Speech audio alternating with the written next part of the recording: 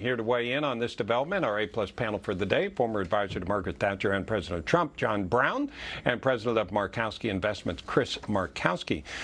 John, what do we need out of a new bill? Do we need one? Well, first of all, one has to understand where this is coming from. In the modern Democratic Party is Marxist, and its aim is to bring down free enterprise and democratic government in America, and to have a controlled economy and a control by an elite. And Pelosi wants to bring down Trump. So to do that, she must, in part, bring the economy down and to, not consider the poor or small businesses that suffer most at all. She wants power for the Marxist government. And so I think the Democrats will consistently try to delay until, if the bill goes through, it's virtually no effect, because that would help Trump.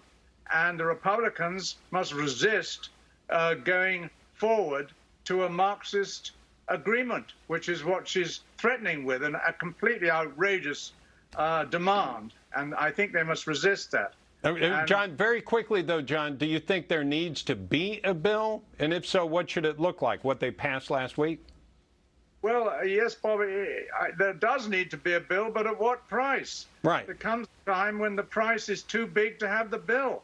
And you're beginning to see the backlash, even amongst grassroots Democrats who do believe in free enterprise and the American economy, who are seeing the king disintegrate before their eyes. And that's why Pelosi is coming forward with this pretext of wanting an agreement. Okay, let me get Chris's take on this. Chris?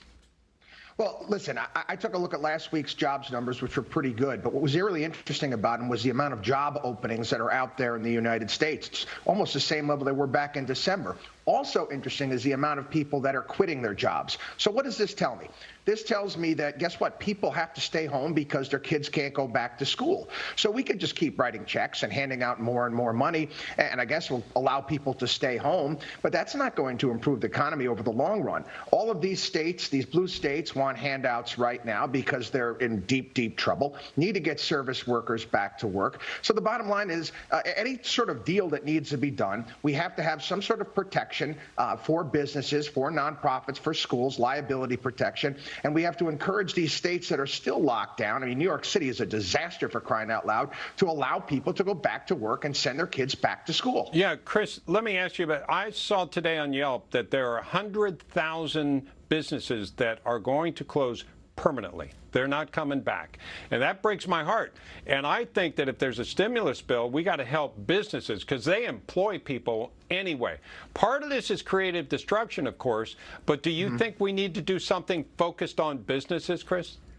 Well, I'm also big trying to help out entrepreneurs. I think that would be fantastic, and I think we'd love to empower the SBA and helping entrepreneurs to get money into their hands. But the reality is that how do you can send more money to a great restaurant within your community, but if you can't open up the restaurant, or it's only going to be open at 25%, it's just throwing good money after bad because eventually it's going to close down again. Right. There has to be a concerted effort to get these places open at a level where they're sustainable.